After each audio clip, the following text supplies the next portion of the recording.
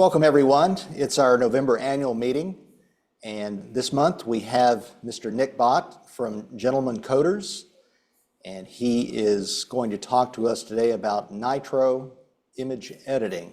Nik is a former employee of Apple Computer, I believe, from looking at your bio. So we're excited to have him talk to us about image editing. Nik? Great. Thanks for having me here. So I'll talk a little about image editing and my new app, which is called Nitro Photo.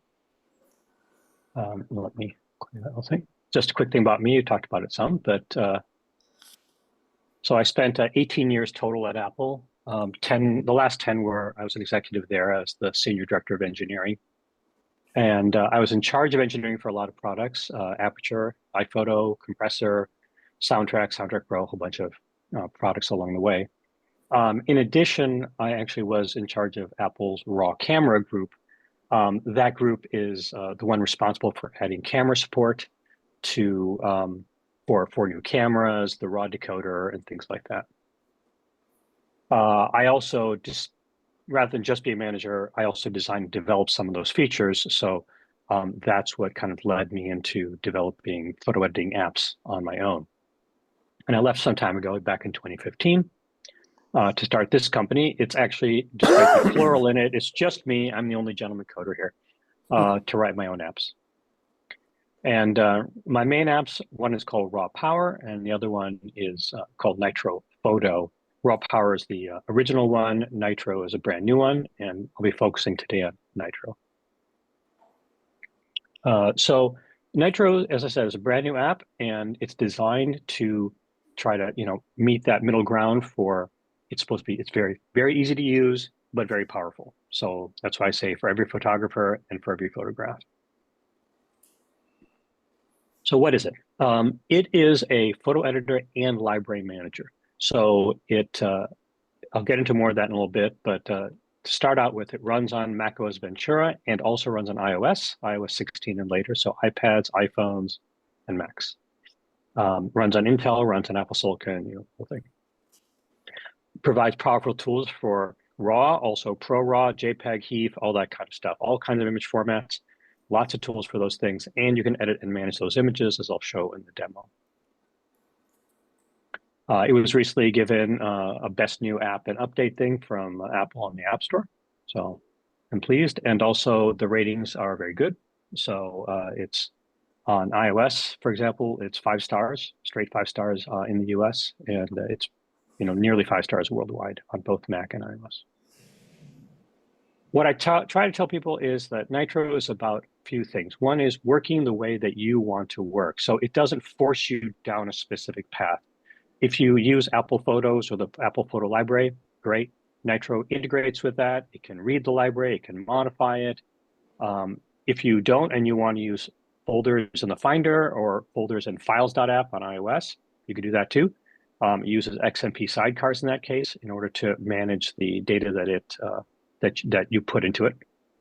So you can work either way. The one thing it doesn't do for sure is it does not create a new proprietary library. So this app is not about, let's figure out a new way to put your images into some sort of container that you can't get out of.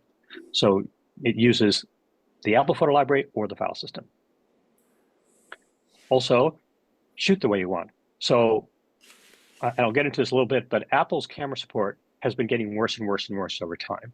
And one of the things that I've done is add more cameras. So I've got the most cameras of anybody who uses Apple's RAW decoder. So more than Photos, Darkroom, or Photomator, supporting compressed Fujifilm, GoPro images. I'm adding new cameras all the time. And I provide more control over Apple's RAW decoder, as I'll show. A little bit about RAW. So RAW is a way of capturing the sensor data directly with minimal processing. All cameras, even the most basic point and shoot, actually capture RAW because that's what the sensor in the camera reads, and then they will convert them to JPEG if they want to. RAW is that step before that, minimally processed, basically what the camera sees. RAW images have more dynamic range and color, so you get more range of color and more bits per pixel, so it's deeper and wider. You can look at it that way. You can do a lot of things with RAWs you cannot do with HEIFs or JPEG, for example, recovering detail. correcting white balance. You just get, in general, much more editing latitude. JPEG and HEIF are not bad formats. They have advantages, but if you want the best results, shoot RAW. But you need a proper RAW editor. So I'm going to show you an example here. This is an original Nikon RAW. My kids are a lot older now. They're in college, but a long time ago. And you can see it's overexposed in the background. Now, what you can do with a JPEG, if you try to bring the exposure down, it's not going to be able to do anything about that very bright area because that data is basically lost in the JPEG. In a RAW, you can bring that detail back, and I will show that in some other examples.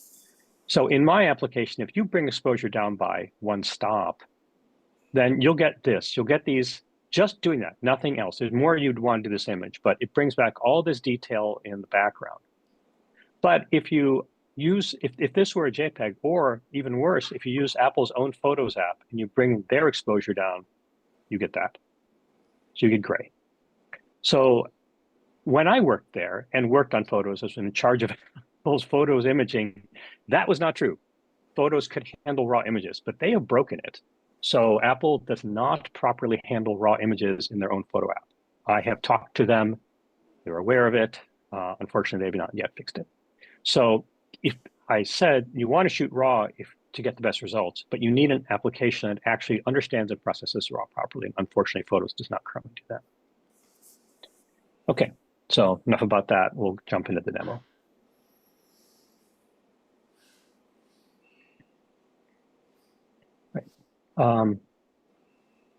So we'll start here, actually. As I mentioned, Nitro can edit and manage images in the photo library and the file system. So what you're looking at right here is the photo library on my Mac here. You have access to your library. You've got all of the media types, for example, your albums, shared albums, everything's present. You can search for a folder, an album right up here, just type in there and you'll find it. Now, the way Nitro works is Apple has provided ways for third-party applications to read and to modify the library. So it's done through Apple's code. It's safe. So you're in control. It's not doing things behind your back. So your data is safely managed. And that's really very important if you're going to have apps just working with your photo library. So I'm very careful to go through Apple's system and make sure everything's done in the safest and most accurate way. The other thing about it is by going through this system, everything that you do in Nitro to the photo library is immediately reflected in Photos itself. So there's not like a separate step where you have to say, oh, okay, I've made these changes. Let me now push them or export them to the photo library. Everything goes in right away. And if you're using iCloud Photos, everything syncs over iCloud as well.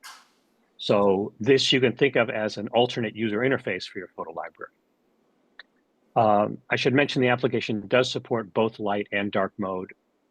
This is in dark mode, of course, but you can switch either one in the settings of the application. Nitro has extensive sorting and filtering options. So I'll show that right here. So filtering. These are all different filtering options that you can have for the photo library. You can filter by things like file type, the flagging state, favorites, ratings, file names, all kinds of things. You can filter, for example, for RAW plus JPEG images. I think there might be some here. And so there's your RAW plus JPEG images, which can be, if you shoot RAW plus JPEG, that's actually really handy to do, and Photos does not offer that ability. You can also save smart albums. So right down at the bottom here, there's a Save a Smart Album button. It will save a smart album. It's a Nitro smart album, which means it's only really usable in Nitro, but it also syncs over iCloud Photos. So if you have Nitro on more than one machine, those smart albums work across the machines. By the way, I cannot see, I'll reset this for I can't see chat right now. So if there are questions, maybe somebody can tell me. I'm not sure why I can't see it, but again. Let's see, but interrupt me if you have questions. It's no problem at all. Okay. The other thing I should mention is ratings. So the application, again, unlike Photo, it adds, I'm able to add things on top of the photo library. And one of those things is ratings. So you can see, sorry? Oh. So you have star ratings and flags. So here are the star ratings, flags are over here. you can view the image larger, or you can even rate them right here. So for example, I can use the keyboard or the menus to rate this 3 stars, just 2, 3 stars, or 1 star, whatever. And those then actually turn into special albums on the left. So if you look at this Nitro folder here, expand it, you'll see all of these ratings albums, rejected flag, edited, and also smart albums. So I click on 2 stars, you'll see these are all the 2-star images that I've put in the library. Okay. Now let me jump over to the file system. I mentioned you can use the photo library or Finder folders. You can use them at the same time. So actually, I've got 2 windows here. So if you want to have a new photo library window or a new file system window, that's right here. You can have as many of them as you want to, so you can look at multiple pieces of your library simultaneously. Let's just switch to this one here. This is a set of file folders, Finder folders.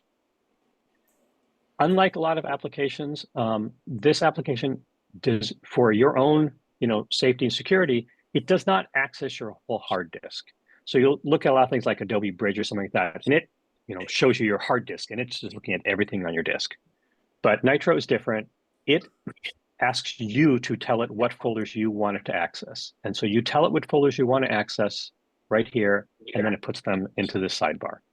And then it's just those that you're working on. Something. Oh, I now I can sort of see chat. All right. Close that. All right.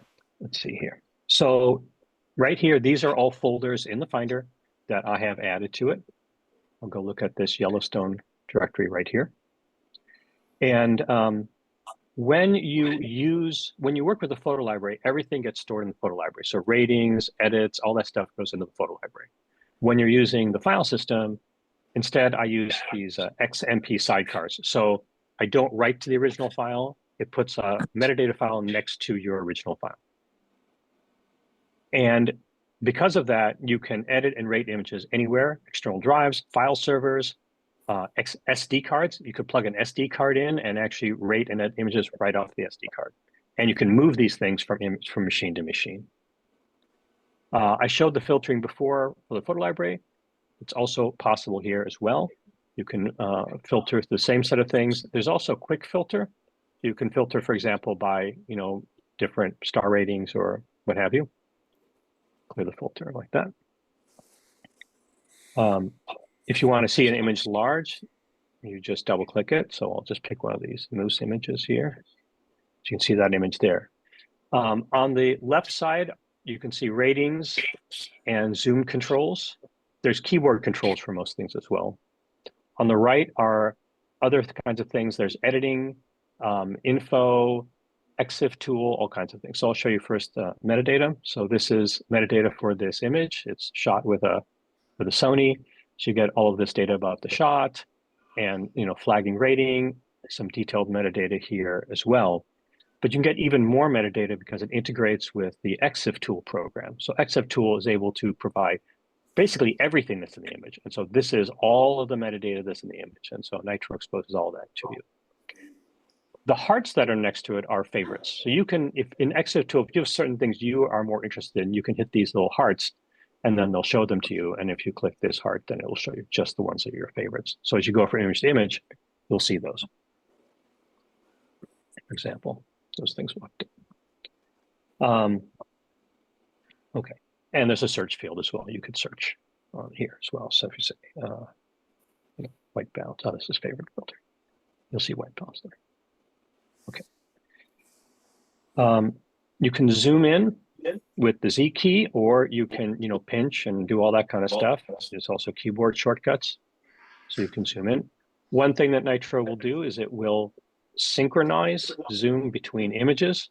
So as you go from image to image, then it will show you the same zoom level. So that's a different image. This is a different. It'll just keep doing that, so you can compare images at the same zoom level really easily.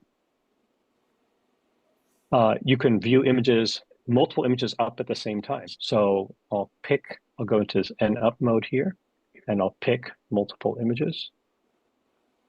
And You can see all of them up at the same time, and you can even zoom them like that, and it will synchronize the pan zoom across all the images. So you can actually also edit images this way. So multiple images up, synchronize pan and zoom with editing.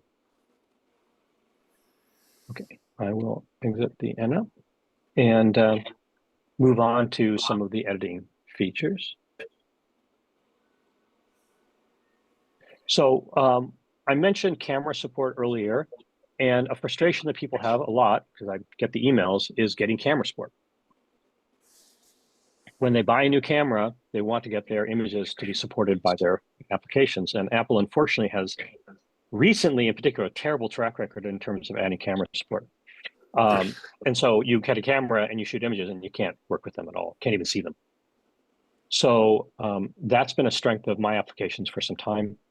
Nitro does a really good job in adding camera support. I showed on the slides, it supports more cameras than most other applications.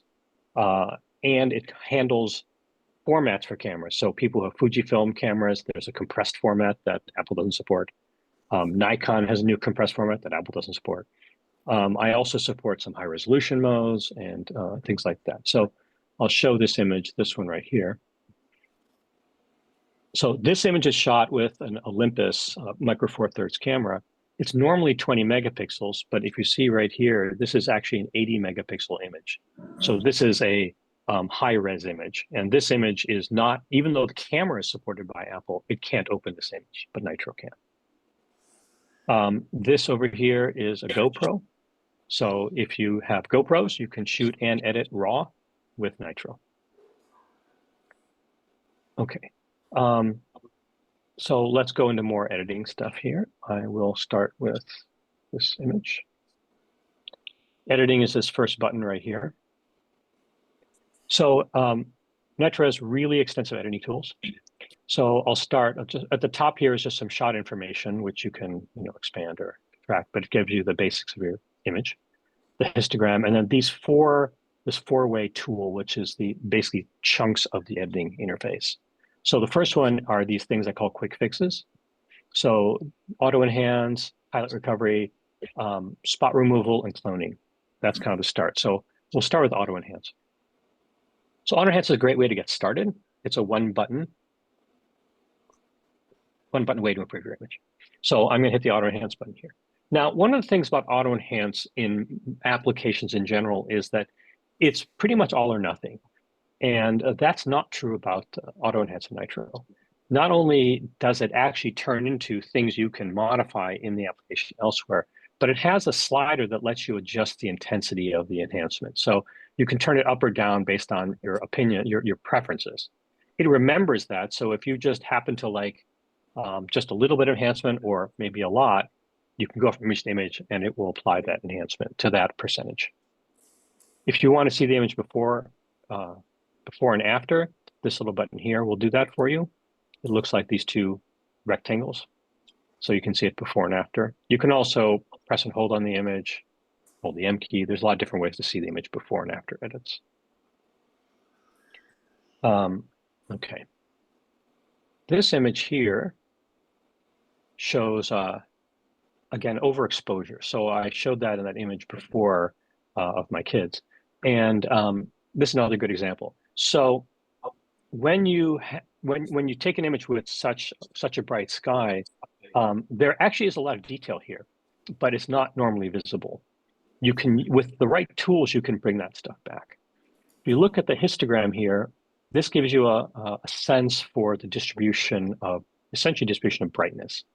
And so all the way on the right here are the brightest pixels, and over here are the darkest pixels. So you did a lot of bright pixels. In fact, there's so many, they're not even visible. They're off the screen here. So you can use the highlight recovery tool. And if you watch this sky, well, actually, I'll show you all the overexposed pixels by clicking this button. So this shows you all the things that are overexposed. And blue, if you can see the blues here, these are pixels that are black. So sometimes people want to know the pixels that are black, which sometimes indicates underexposure, and these overexposed pixels. These are per channel. So this is the red channel or the green. Okay, so as I bring down this highlight slider, you can see detail come back in the clouds, just like that. So if this were a JPEG, you wouldn't get any of this back, but if it's a RAW, we can bring the detail back. And you look at the histogram, see how all this information is being pulled over to the left. Now, sometimes you get a little bit of darkness as well, so you can break the midtones. So quickly, you can go from an image that looked like this to one with these clouds. So that's highlight recovery. Nice. Okay. So let me move on here to cloning.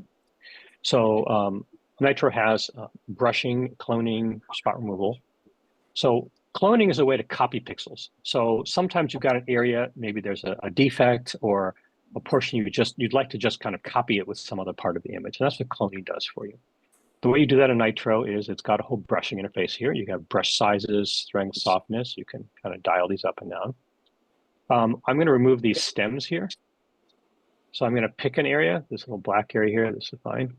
And then I'm just going to just start painting.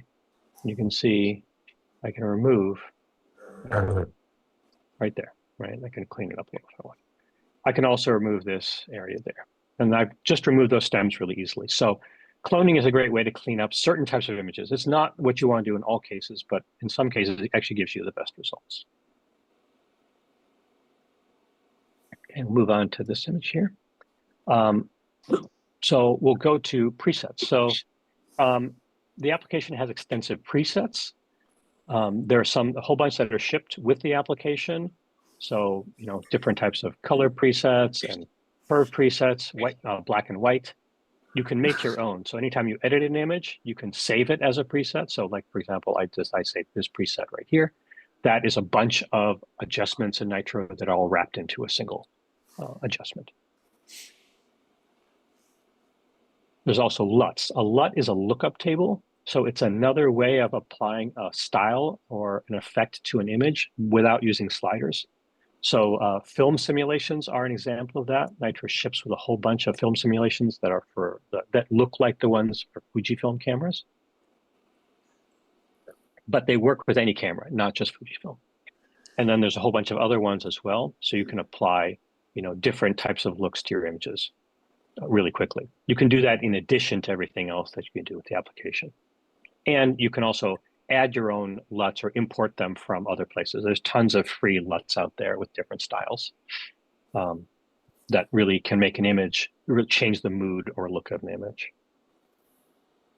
The third one here, this is the slider. So this is kind of the heart of the editing interface. And there's just tons and tons and tons of stuff here. There is there's crop, white balance, the usual list of suspects here. And then as well, levels, curves. And I'll get into some of these other details as well. I'm getting an echo, by the way. Anybody have their sound on? Nope, I don't. My earphones don't work now. I don't know what's going on. Can you mute your computer? The thing is, I take my earphones out and you hear from my. We're Mute it. Mute the computer. If I'm muted,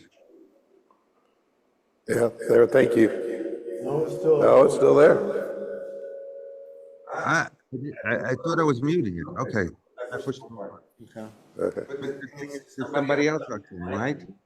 That was going through my earphones, but I don't know what's going on. Well, I'll just proceed. It actually sounds better now.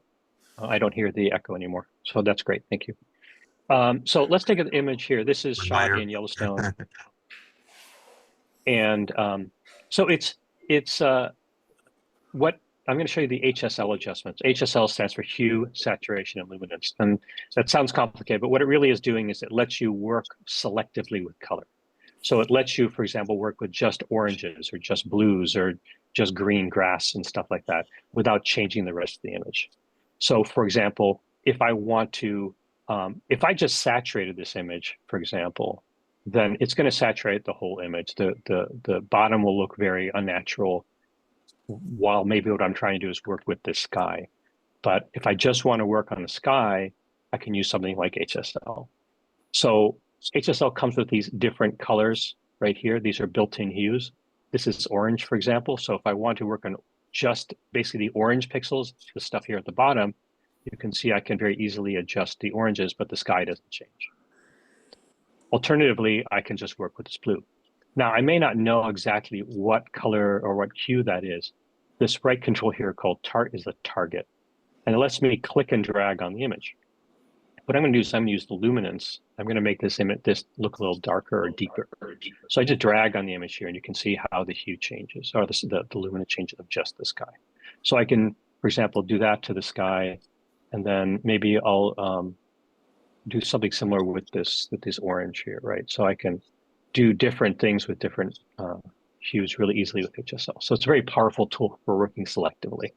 And what it does is it basically figures out what this color hue is, and then uses these built-in hues to determine how to work with the image. So that's HSL. Split toning is another advanced control. It lets you tint highlights and shadows independently. So that's really nice. You can work on, I'm just going to drag this. This is not really what you do, but you can actually adjust highlights and shadows independently and tint them. So that's really nice for producing certain types of looks in images.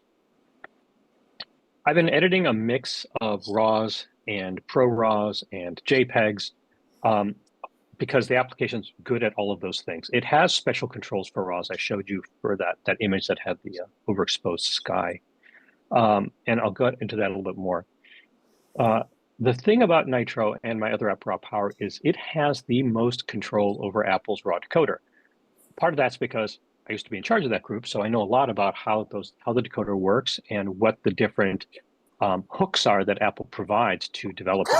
And I use all of them to give you the features to let you edit these images as best as possible. So a lot of applications just give you the raw, they display it, and then you're working basically on top of the decode. But what my app does is let you actually manipulate the decoder itself and change how it works. So I'll show you how that works in a second. So this very, very, very dark image is, kind of looks fairly useless here. What you might try to do is, for example, just start by boosting the exposure. And you can do that, and you see, there's some people here, but the image is still terrible. What's happened is I've made some of the image brighter, but not all of it. And what's happening is the black is staying black. If you look at this histogram again, remember the histogram is the brightness and the darkness and brightness. So this is the darkest part of the image, and there's a spike here. As I move exposure to brighten the image, it stays there. That left edge doesn't move. It's staying there, which is how exposure works. It does not change black.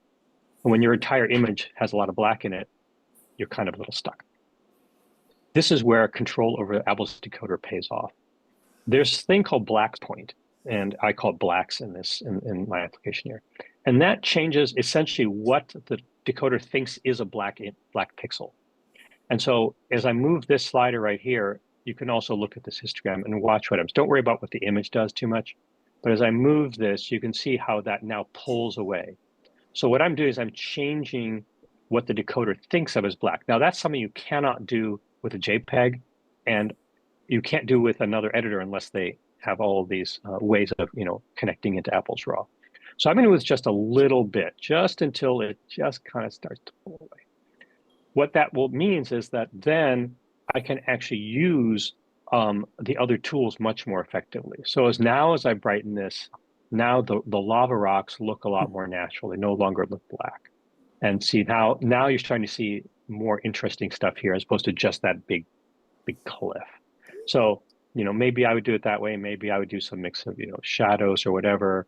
Once I've managed to do that much, then I can start working on the tools normally because I have eliminated that problem of this overly black image.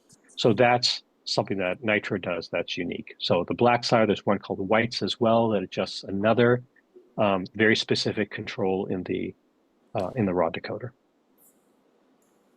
So some nice unique features. There's some other ones as well that you'll find. There's noise reduction right here. That's part of the raw decoder. Moire, if you have moire effects, you can do certain types of sharpening that takes place actually on the raw data itself.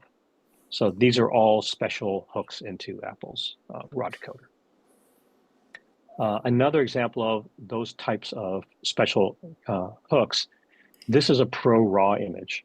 So pro raw images have something called tone mapping. And so a pro raw image, well, it's actually not a raw, but let's ignore that for now. What Apple does is they take multiple images at the same shot, consecutively, and then they balance it to try to make the image not have overly bright or overly dark areas. And that works pretty well a lot of the time, but sometimes it just produces a very flat looking image without much contrast. You can tell if an image has contrast by looking again at this histogram here. If there's really nothing at the two edges, then that image generally means it lacks contrast, because you need blacks and whites to get contrast. That's essentially what contrast is. So what you need is control over the tone map. And I'm going to move this tone map slider right here. And as I do that, you'll see, you can look at the histogram, but also look at the image. So without any tone mapping, this is how the image might have looked, to you, or to if you shot it as regular raw. And it's okay. It's got a sort of a different problem, which is now it's a little bit too bright here and a little too dark there. So rather than make tone map on a yes/no proposition, you have a slider. So you can turn down just a little bit, right? So instead of being so flat, we'll make it a little bit brighter in the sky. And now that we've done that, we'll just a little bit like that. Now we can do a little bit more work to it without having something quite so flat. So the simplest thing I'm going to do is I'll just use this levels, and I'll just use auto. Right? If I just do that, now I can brighten it. Now it's bright both in the sand and in the sky, because we have fixed the tone map problem, and then now we can use the regular editing tools. So this is the image before and after. So I've gone from flat to something much brighter, and there's a lot more detail you can see. Okay, I'm going to take a quick look, see if, okay. Yes, image stacking. Yeah, image stacking is a very specialized feature. The application does not do image stacking. I've gotten some requests for it, and it's something I'm looking at, but it's a very, very specialized tool, and you have to do it very, very well to be worth it. So right now, that's not something that my app does. There's a lot of good ones out there already. What's his app? Nitro. Excuse me? Nitro. This is Nitro this is called your Nitro. app. You made it? I wrote it. Yes. Wow. Yes. Thank you. Okay, let's move on a little bit more. This is another Pro Raw. It's another DNG. And what I'm going to do is show the last thing, which is masking. So masking or brushing, that's a way to work on an image selectively. I mentioned selectively through color. This is selectively by certain areas of the image. And so one of the things you want to do, for example, is work on just the subject of the image or just the background of the image. So for example, let's say what I want to do is I want to just work on the background, and I want to essentially select the background. And Nitro has a whole bunch of brushing and masking tools. So it has the ability to brush, where you can just paint on the image, or you can make gradients, or you can have these AI masks. So I'm making an AI background mask. I can name it if I want. And what it's going to do is going to analyze the image, and that is the mask of the image. And I'm going to turn it off for now, but I've made that mask. So I'll just show you really quickly, what's going on here. See, that's just affecting the background without affecting the horse.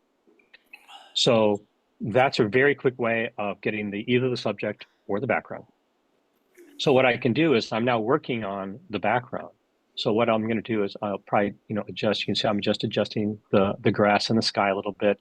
I can even, blur it, right? So I can blur the background now and keep the horse sharp. So there's a lot you can do when you can work with an image selectively in this way. I can also brush. I mentioned brushing. There's no need to brush on this image, but if I wanted to, I could erase parts of the image, erase part of the mask, for example, or add parts to the mask if I wanted as well. So brushing is a way to get full control over masking. You can, pick certain very specific areas, and I'll show that a little bit more in a second. So let's go to this image here. So here's another example where I might want to use masking. Let's say I want to work again on the sky or on this background with the rider. So this would be difficult to paint. Now, if I use the subject mask, it does an actually really nice job. It actually just picks out the rider. So I can get that. And now I can work with just the rider if I want to.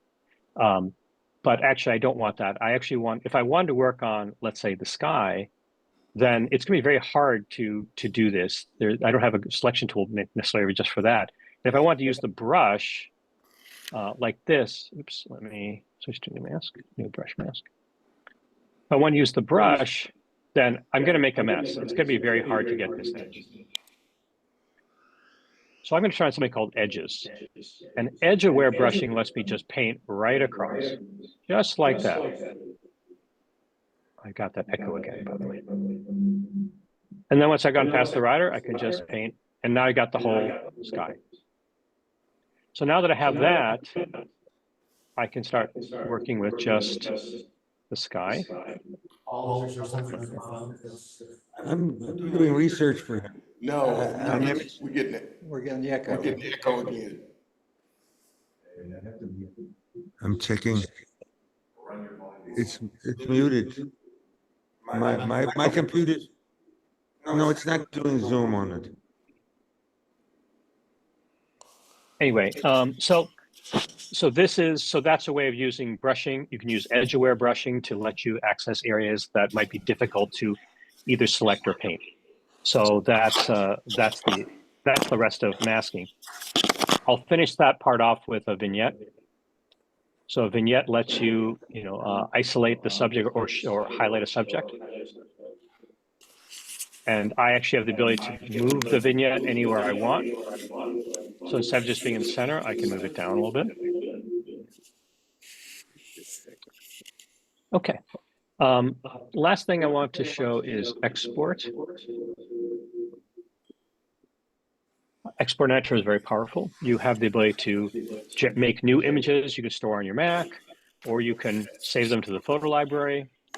And there's another nice feature, which is the ability, and I'll mention these first. So when you're saving new images, you have control of formats and sizes and color profiles and everything. You can even do watermarks. You can put a watermark in. You can put the watermark wherever. You can make it big, small, move it around.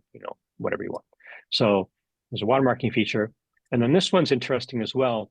You can move images and adjustments and ratings between the file system and the photo library. So a lot of people I talk to, they have their iCloud photo library, but they don't put all their photos in there because it's just too big.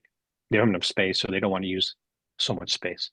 So they work locally in the Finder, and then they want to then put those images they've worked on in the photo library. One way to do that is just export the image to the photo library as a brand new image, like a JPEG. But another really great way of doing it is to actually copy the original.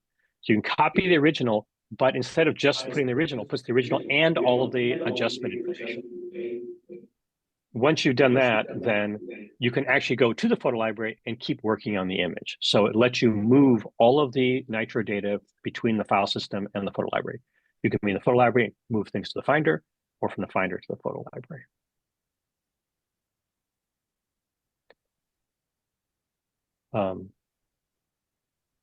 Okay, so I got a question. Recommendations for printing an image from Nitro. Yes, I suggest printing for the photo app. They have a nice print feature, and printing, I spent years in printing, and doing printing well is actually really, really hard.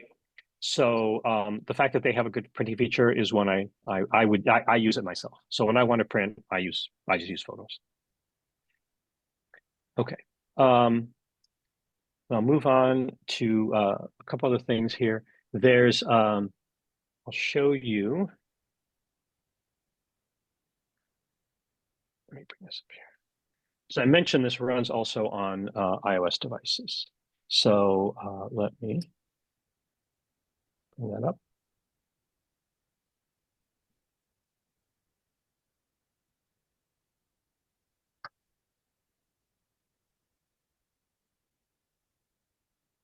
Okay. So what you're seeing here is you're seeing Nitro running on an iPad. So you got all the same library stuff here. So flagging, photo, the whole library, it works the same way. So you can rate and edit images. You can use your finger to actually do ratings and stuff here. If you have the same photo library of iCloud on Mac and your iPad and iPhone, all the edits and all the ratings and everything sync between all those devices. You can use the Files app. And so if you're using the Files app, then you can also rate and edit images here.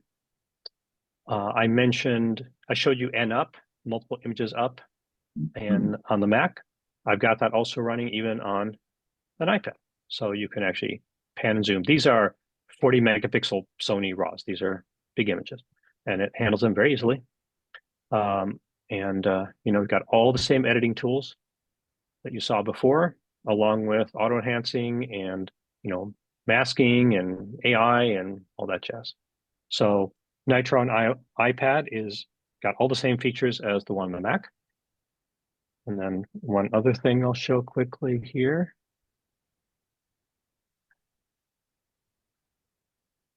Can you switch this to this? This is Nitro running on an iPhone. So this is an iPhone 11, nothing fancy or anything, but you can actually go in and it's got all the same features. There's, rating features down here. There's metadata you can access.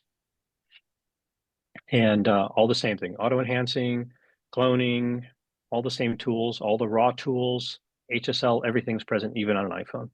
So it's lets you work anywhere you want on your phone, on your Mac, on your iPad. There's one other thing I forgot to show real quick. There's another feature that's fun. I like to show it because I think it's fun. Is a little bit more on metadata. So I mentioned you can have these images up and you can show metadata on one of them if you want, but if you actually pick this other button here, it'll actually show you multiple images at the same time. I'll just show two just to see a little better. So now you can see metadata from both of these images at the same time. You can even search in EXIF tool and it will synchronize the search between the two. So that's kind of nice. Okay. And that's the tour of Nitro. I will. Can you hear me? I guess you can. The question is, do you have layers? I can't hear with the echo. I said, do you have layers built in? Layers per se, no. It does not work like a Photoshop sort of application where you have different, where you can, rearrange things. It works more like Lightroom in this regard. So you have different adjustments, and the adjustments themselves, you can turn adjustments on and off. So you can do that, but you can't like blend. Okay, good. That sort of operation. But That's you not can there. use both together, right? Yes, you can. In fact, actually, when you with Nitro, when you export an image, there's this thing called after export. And so you can actually generate an image with Nitro and then send it to Photoshop if you want to. And it'll then open the image in Photoshop and you work on it there. So it has integration with other applications as well. And I got one last question. When I'd use the photos library and editing for vacations, did you say you pull in the libraries from, so for instance, I use a map a lot because I've traveled all over the world and I'd like to be able to click on a part of the world and see pictures from that. Do you pull that in from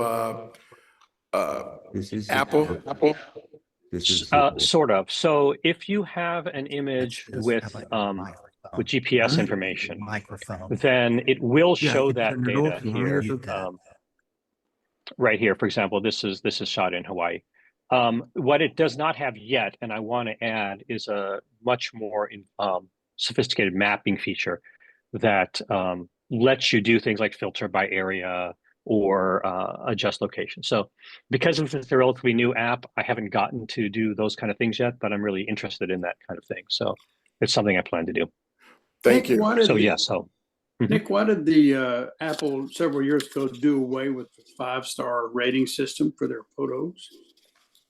I'm trying to figure out a way to say this nicely and I can't.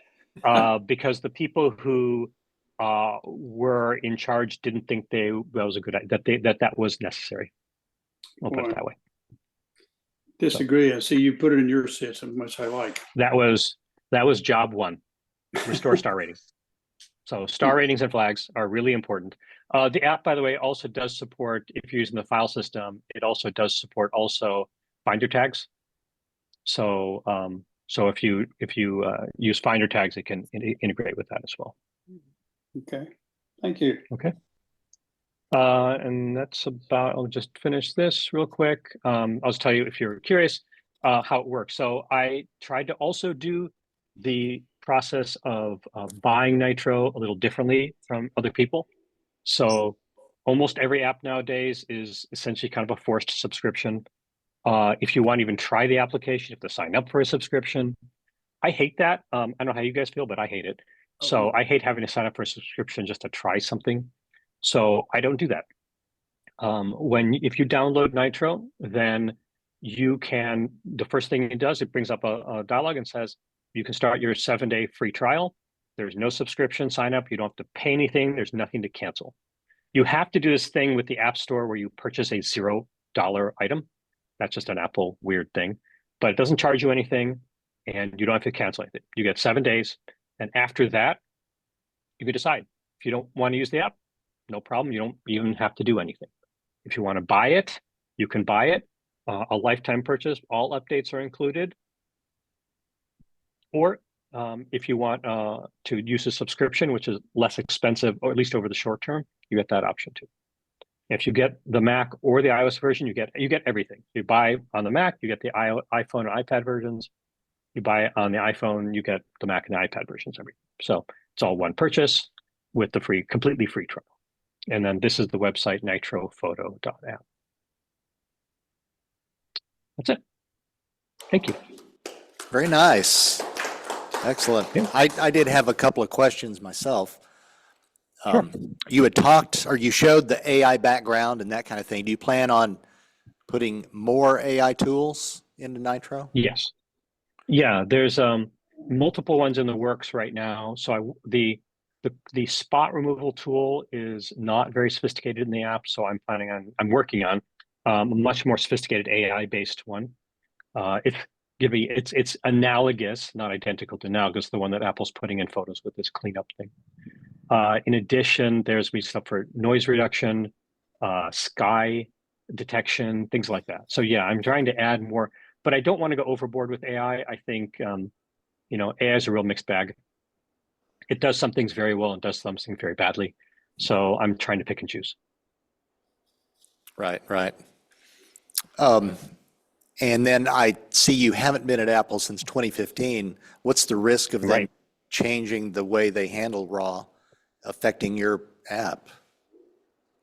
Oh, if you mean in terms of like improving camera support or changing the decoder, or what are you referring to? The decoder mainly. What if they decide to just do something totally different? I mean, they could. I don't think that that's very likely. I mean, I'm not doing anything secret or private. I'm using the public interface that Apple provides to all developers.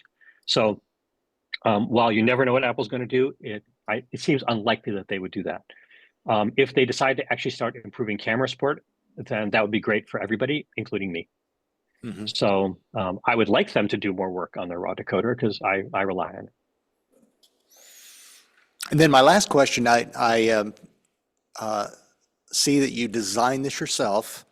Did you base your UI standards on Apple standards, or did you come up with your own standards for UI? It's a mix. I try to leverage Apple stuff as much as I can, and I look at what they do in order to sort of stay current. So user interface design changes with time, and so certain things that were, the way back then are not the way now. And so I have moved, my design kind of to be more in line with what Apple's expecting apps to be like nowadays. Mm-hmm. So, but I don't slavishly follow things, and if I think something should be a certain way, I'll just do it that way. Mm-hmm. So yeah, a lot of it looks real intuitive. But thank you. So yeah, I try to use, nice art and, lay things out well so that it's approachable. It's probably easier to do I see as a Tim Baker one-person said, I'm an designer. actress. Thank you. Yeah, it's a lot of work. Writing, designing, developing, everything. Yeah, but it's fun, right? It's being able to do it all yourself is a special type of treat in some way. Yes, not designed by committee. No committees here. Did you use Swift to make this? Yes, it's almost entirely Swift. Yeah.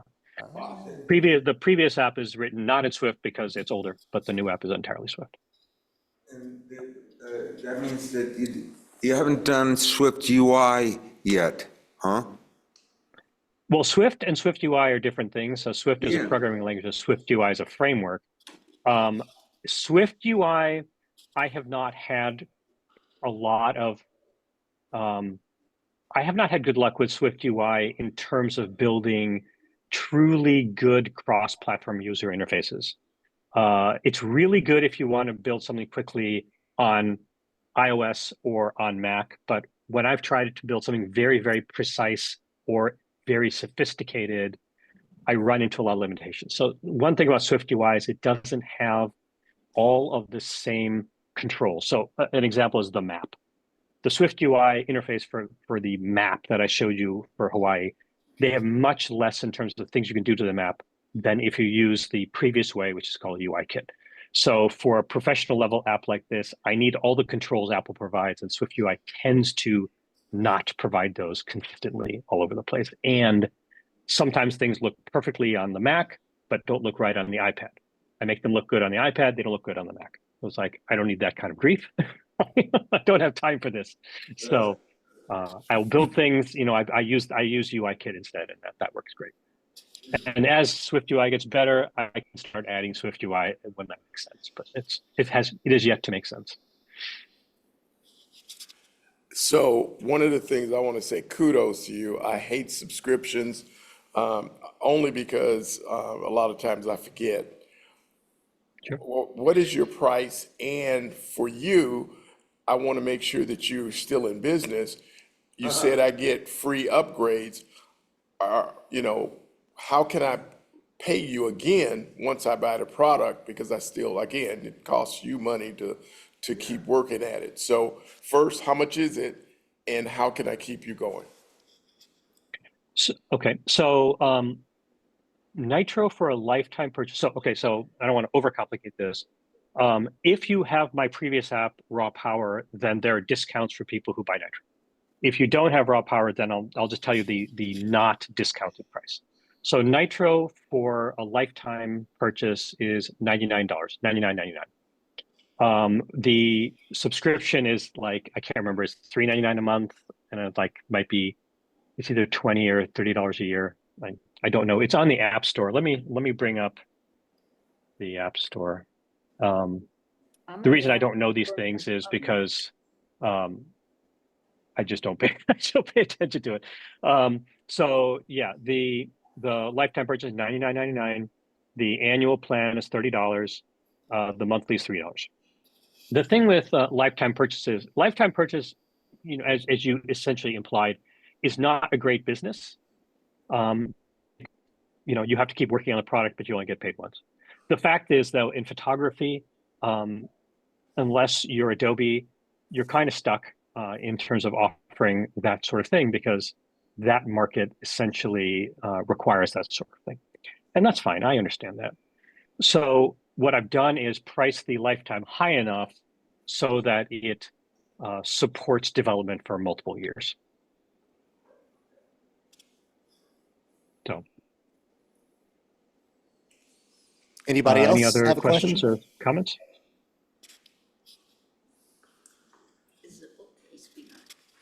Is the bookcase behind you real or a picture to be the background? It is a picture to be in the background. I wish I had this collection of books and library. My wife won't let me buy all these nice ancient books, though, but I'd love to get them. Very nice. Well, Nik, thank you. It's been very informative. very much. You're welcome. Thank you. I think those are very reasonable prices for what I saw.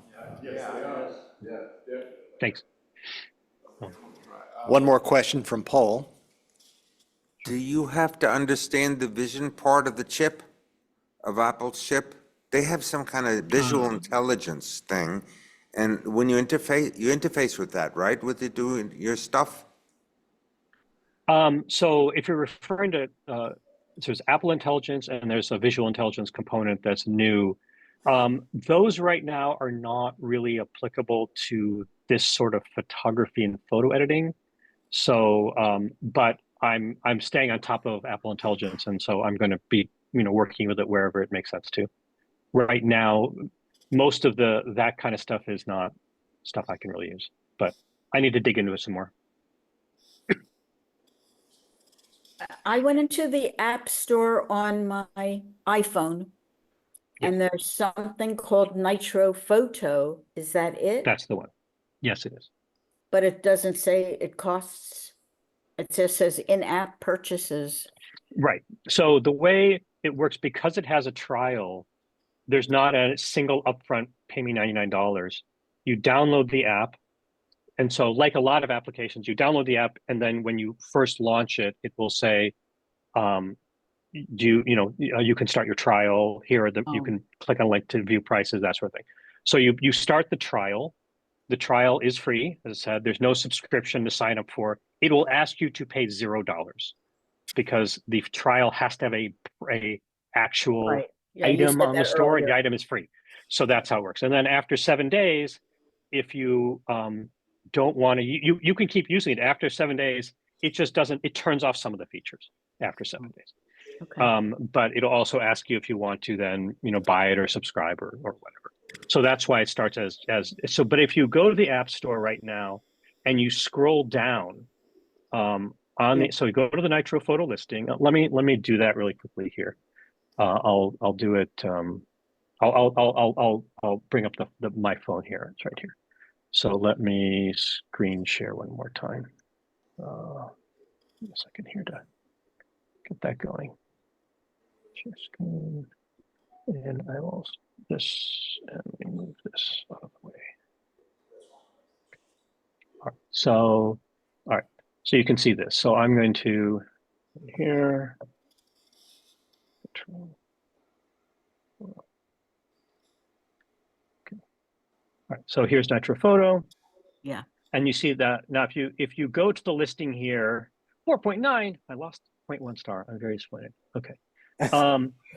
So it was 5. Okay.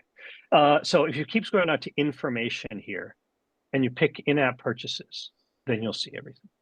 Oh, but it doesn't let me scroll down anymore. It doesn't? No. So what I'm doing, you can't do? I'm on it right now on mine. I don't know if you can see. So I'm looking at, this is running older version of the OS. Let me look here. And Barb, you're on your phone or your computer? Phone. Yeah, Okay. my phone. Yeah, I mean, I can scroll. Maybe you're just tapping on something that's not inclined to No. scroll. I don't know. It's scrolling for me here on my regular iPhone and this one as well. Well, all I can show you is what is this. Do you No. see nothing at all? Do you see No, it nothing just past says- this? It says Pro Photo Editor and Manager, and then it says Yeah. Get. Oh no! Tap on the anywhere on this. Just tap like on the icon. Anywhere on See it? what I'm doing here? Tap this. See what I'm doing? No, I don't see what you're doing, but Look at if you look at display, can you see my screen? oh wait, now it's doing it. Okay. Tap on that. That gives you all the information. All the Oh. screenshots, everything is here. And then you keep scrolling down and then you see ratings and Yeah, now I'm pricing. seeing that. Okay. Okay. But I had to All right. tap to get to it. Yes, Okay. you have to tap on that because that's where all the detail is. These are Oh. just summaries. This Okay. is just summaries. They could only put a little bit of information at this point. Oh, yeah. All right, very good. All right. Great. Thank you. Okay. Well, it was a Yes. pleasure.